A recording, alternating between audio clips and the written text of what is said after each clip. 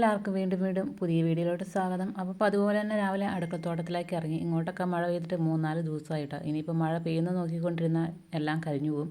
അതുകൊണ്ട് രാവിലെ നനയ്ക്കാമെന്ന് വിചാരിച്ചു. ചെറിയ രീതിയിലൊക്കെ മഞ്ഞ് പെയ്യുന്നുണ്ട് കേട്ടോ. അതുകൊണ്ട് കാര്യമില്ല, നനയ്ക്കുക തന്നെ ചെയ്യേണ്ടി വരും.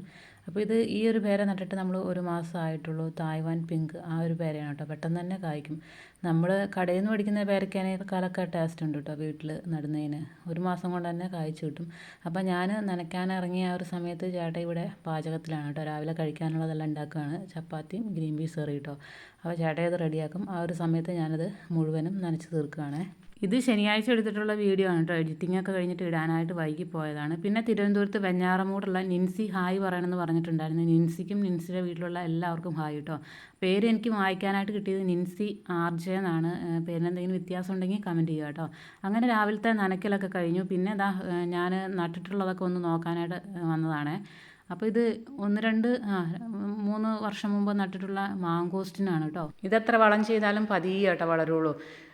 ഒരു 2-3 മാസം കൂടുമ്പോഴൊക്കെ അതിന് ഇല വരത്തുള്ളൂ. കായ്ക്കാനായിട്ട് ഇനി 2 വർഷം കൂടി വേണം കേട്ടോ. അങ്ങനെ രാവിലത്തെ ഫുഡെല്ലാം റെഡിയായി. പിന്നെ ഞാനൊന്ന് ഫ്രഷായിട്ട് വന്നിട്ട് ഫുഡ് കഴിക്കാനായിട്ട് ഇരുന്നു കേട്ടോ. അപ്പോൾ മക്കൾക്ക് ക്ലാസ് ഇല്ലാത്തതുകൊണ്ട് എല്ലാവരും ഉണ്ട് കഴിക്കാനായിട്ട്. അപ്പോൾ മോള് ആദ്യം ഇരുന്നു കേട്ടോ. ആദ്യം ഇരുന്നാലാണ് നമ്മളെല്ലാം കഴിച്ച് കഴിയുമ്പോഴത്തേക്കും എഴുന്നേക്കത്തുള്ളേ. കഴിഞ്ഞ വീഡിയോയിൽ ഞാൻ കൂട്ടുവളം പഴച്ചെടിക്ക് ഇട്ടപ്പോൾ 1-2 പേര് അതിൻ്റെ ഡീറ്റെയിൽ ഒന്ന് പറയാമോ എന്ന് ചോദിച്ചിട്ട് കമൻറ്റ് ചെയ്തിട്ടുണ്ടായിരുന്നു. അപ്പോൾ ഈ ഒരു വീഡിയോയിൽ ഞാൻ കൂട്ടുവളം ഉൾപ്പെടുത്തിയിട്ടില്ല. എന്നാലും അതിൻ്റെ കാര്യം പറയാം കേട്ടോ.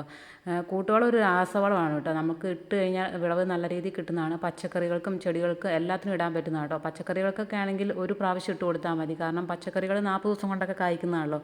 ഒറ്റ പ്രാവശ്യം ഇട്ട് കൊടുത്താൽ കേട്ടോ. വളരെ കുറഞ്ഞ അളവിൽ ഇട്ട് കൊടുത്താൽ മതി.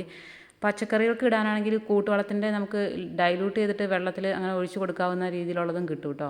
അപ്പോൾ ഈ കൂട്ടുവളം നമ്മൾ മിക്സ് ചെയ്യുന്നതല്ല, നമുക്ക് കടയിൽ നിന്ന് തന്നെ മിക്സ് ചെയ്ത് കിട്ടുന്നതാണ്. എല്ലാ വളക്കടയിലും കിട്ടും കേട്ടോ. ഇത് എനിക്ക് തോന്നുന്നത് കേരളത്തിലൊക്കെ ഇത് വിൽക്കാൻ തുടങ്ങിയിട്ട് 2019 തൊട്ടാണ് വിൽക്കാൻ തുടങ്ങിയത്.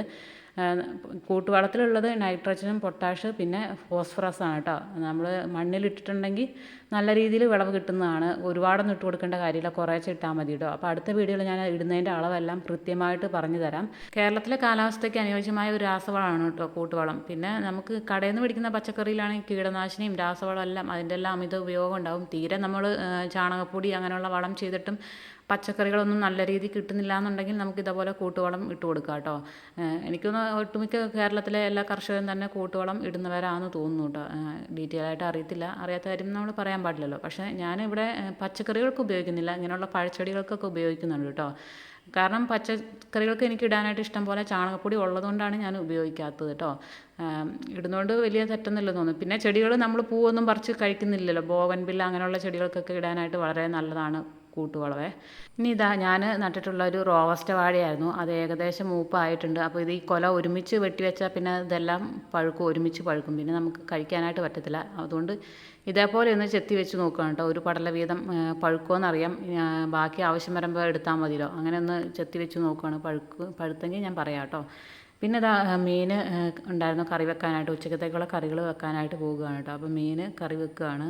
ഇത് ചൂരമീനാണെന്നാണ് തോന്നുന്നത് കേട്ടോ. ഏതെന്ന് അറിയത്തില്ല, തലയില്ലാത്തതുകൊണ്ട് കൃത്യം അറിയത്തില്ല. ഇനി അത് വെട്ടിയില്ല, അതിൻ്റെ സ്കിന്നൊക്കെ ഒന്ന് മാറ്റിയിട്ട് ക്ലീൻ ചെയ്തിട്ട് പീസാക്കി വെച്ചിട്ടുണ്ട്. അപ്പോൾ മീൻ വറക്കാനുള്ളതും കറിക്കുള്ളതും ആക്കി വെച്ചിട്ടുണ്ട് കേട്ടോ. പിന്നെ ഒരു പപ്പായ വന്നിട്ട് പറിച്ചെടുത്തു തോരൻ വെക്കാനായിട്ട്. അപ്പോൾ ഈ മീൻ കറിയുടെ ഒപ്പം പപ്പായ തോരൻ ഇവിടെ എല്ലാവർക്കും ഇഷ്ടമാണ് കേട്ടോ. അപ്പോൾ ഇതിൻ്റെ ഉള്ളിൽ കുരുവൊന്നും ഇല്ലായിരുന്നു. ഇത് റെഡ് ലേഡിയാണെന്ന് തോന്നുന്നു. റെഡ് ലേഡിയാണോ റെഡ് മെന്നാണോ എന്നറിയത്തില്ല. അങ്ങനെ കറിക്കുള്ള എല്ലാ കാര്യങ്ങളും അരിഞ്ഞ് സെറ്റാക്കി വെച്ചിട്ടുണ്ട്. ഉള്ളിയും വെളുത്തുള്ളിയൊക്കെ മക്കളാണ് കേട്ടോ തൊലി കളഞ്ഞ് തന്നത്. ഇന്നൊരു സ്പെഷ്യൽ രീതിയിലാണ് മീൻ കറി വെക്കുന്നത്. ഒരു 1/2 ടീസ്പൂൺ ഉലുവ എടുത്തൊന്ന് ചൂടാക്കുന്നുണ്ട്. ഇനി അതിലേക്ക് മുളക് പൊടി, മഞ്ഞൾപ്പൊടി, മല്ലിപ്പൊടി എല്ലാം ആവശ്യത്തിന് ഇട്ട് കൊടുത്തിട്ട് ചെറു തീയിലിട്ട് ചൂടാക്കി എടുക്കുന്നുണ്ട്. പിന്നെ 2 സ്പൂൺ തേങ്ങയും കൂടി ചേർത്ത് കൊടുക്കുന്നുണ്ട് കേട്ടോ. ഒരു കുഞ്ഞു കഷ്ണം ഉള്ളിയും കൂടി ചേർത്ത് കൊടുത്തിട്ടുണ്ട്. അപ്പോൾ ഈ തേങ്ങ ഞാൻ ഇട്ടിട്ട് വറുത്തെടുക്കുന്നില്ല, തീ ഓഫ് ചെയ്തിട്ട് വെറുതെ ഈ മുളകായിട്ടൊന്ന് മിക്സ് ചെയ്യുന്നുള്ളൂ കേട്ടോ. അപ്പോൾ തേങ്ങ കൂടി പോകരുത്, വെറും 2 സ്പൂൺ മതി കേട്ടോ. തേങ്ങ അരച്ച മീൻ ആയിട്ട് തോന്നരുത്, പക്ഷേ മുളകിട്ട മീൻ കറിയാണെന്ന് തോന്നണം കേട്ടോ. ആ രീതിയിലാണ് വെക്കുന്നത്. അപ്പം നമ്മളതെല്ലാം കൂടിയിട്ട് ഒന്ന് വെള്ളം ഒഴിച്ചിട്ട് അരച്ചെടുക്കുന്നുണ്ട്. ഒരു പേസ്റ്റ് പോലെ ആക്കി എടുത്തിട്ടുണ്ട്. അപ്പോൾ ഈ ഒരു ഫോമിൽ കിട്ടിയിട്ടുണ്ട് കേട്ടോ. ഇനിയിപ്പോൾ ചട്ടി വെച്ചു വെളിച്ചെണ്ണ ഒഴിച്ച് കൊടുത്തു. നമ്മുടെ കറിവേപ്പില, വെളുത്തുള്ളി, ഇഞ്ചി എല്ലാം ഇട്ട് കൊടുത്തിട്ടുണ്ട്. പിന്നെ 1-2 പീസ് ചെറിയുള്ളിയും കൂടി ഇട്ട് കൊടുത്തു. നന്നായിട്ടൊന്ന് വാട്ടിയെടുക്കുന്നുണ്ട്. ഇനി ഇതിലേക്ക് അരച്ച് വെച്ച അരപ്പും വെള്ളവും കുടംപുളി വെള്ളവും എല്ലാം കൂടി ചേർത്ത് തിളപ്പിക്കുന്നുണ്ട്.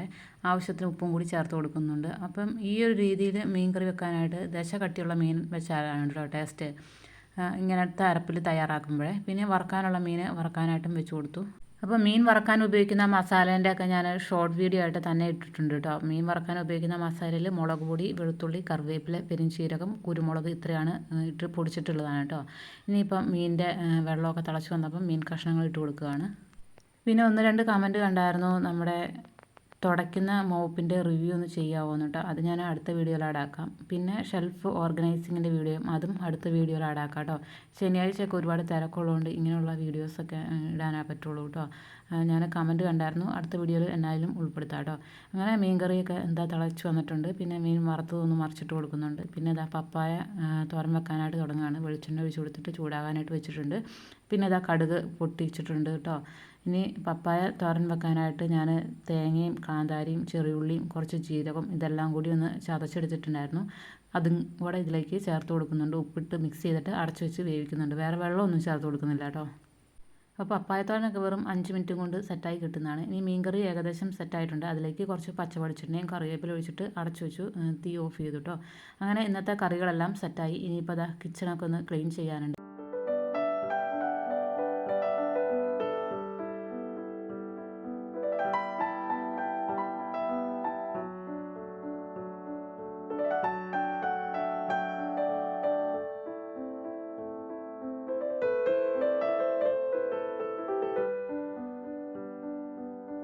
അങ്ങനെ കിച്ചൺ ക്ലീനിങ് ഒക്കെ കഴിഞ്ഞു കേട്ടോ. പിന്നെ ഞാൻ ഉച്ചക്കത്തെ ഫുഡ് കഴിക്കാനായിട്ട് പോവുകയാണ്. ഉച്ചയൊന്നും ആയിട്ടില്ല, എന്നാലും ഞാൻ പെട്ടെന്ന് ഫുഡ് കഴിക്കുകയാണ്. എനിക്ക് കുറച്ച് അത്യാവശ്യപ്പെട്ട കുറച്ച് പണികളൊക്കെ ഉണ്ട് കേട്ടോ.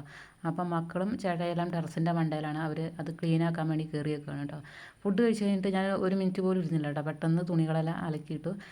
അങ്ങനെ ഇന്നത്തെ ജോലികളൊക്കെ ഏകദേശം തീർന്നു കേട്ടോ. പിന്നെ വന്നിട്ട് റെസ്റ്റ് എടുക്കാനാണ്, ഒരു ഫിലിം കാണാനായിട്ടാണ് കേട്ടോ പെട്ടെന്ന് പണികൾ ഞാൻ തീർത്തത്. അപ്പോൾ വേറെ ആരും കാണുന്നില്ല, ഞാൻ മാത്രമേ കാണുന്നുള്ളൂ. ഈ ഒരു മൂവിയാണ് കേട്ടോ കണ്ടുകൊണ്ടിരിക്കുന്നത്. അപ്പോൾ ഞാനിങ്ങനെ കാണാനിരിക്കുമ്പോൾ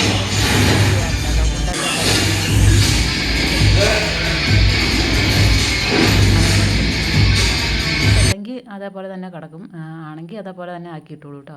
പിന്നെ ഇതാ ചേട്ടൻ അതിൻ്റെ ഇടയ്ക്ക് കടയിൽ പോയായിരുന്നു. അപ്പോൾ ആപ്പിളും ഓറഞ്ചും പിന്നെ കുറച്ച് പന്നിയും മേടിച്ചിട്ട് വന്നിട്ടുണ്ടായിരുന്നു കേട്ടോ, ഞായറാഴ്ചത്തേക്ക് കറി വെക്കാൻ വേണ്ടിയിട്ടാണ്. അപ്പോൾ ഇന്ന് ഇത് കറി വെക്കുന്നില്ല, ഇത് നേരെ ഫ്രിഡ്ജിലോട്ട് എടുത്ത് വെച്ചിട്ടുണ്ട്. പിന്നെ ചേട്ടൻ ഇതാ ഇവിടെ ഇരിപ്പുണ്ട് കേട്ടോ, അതെല്ലാം മേടിച്ചുകൊണ്ട് വന്നിട്ട്. അങ്ങനെ പിന്നെ വൈകുന്നേരത്തെ വീഡിയോ ആണ്. അപ്പം മൂവി ഞാൻ കംപ്ലീറ്റ് കണ്ടു കഴിഞ്ഞു കേട്ടോ. പിന്നെ ഇത് വൈകുന്നേരം എടുത്തിട്ടുള്ളതാണ്. വൈകുന്നേരം ചായക്ക് പഴവും അവലുമായിരുന്നു കേട്ടോ. റോവസ്റ്റ പഴമാണ്, കടയിൽ നിന്ന് മേടിച്ച റോവസ്റ്റയാണ് കേട്ടോ. പിന്നെ ഞങ്ങളെല്ലാം കൂടി ഒരു മൂവി കാണാനായിട്ട് പോവുകയാണ്. 7 മണിക്കെങ്ങാണ്ടാണ് കേട്ടോ മൂവി, കിഷ്കിന്ധകാണ്ഡം, ആ ഒരു മൂവി കാണാനായിട്ടാണ്.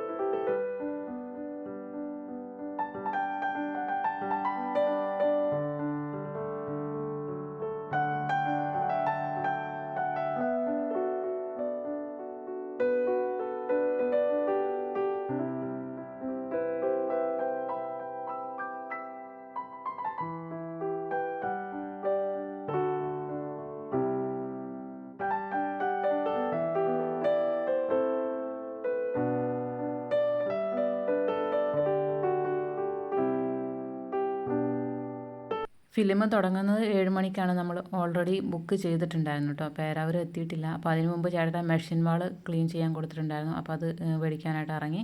പിന്നെ അതാ പേരാവൂർ എത്തിയിട്ടോ. പിന്നെ എനിക്ക് 1-2 ചെരുപ്പൊക്കെ മേടിക്കാനുണ്ടായിരുന്നു. അപ്പോൾ അതൊക്കെ നോക്കിക്കൊണ്ടിരിക്കുകയാണ്.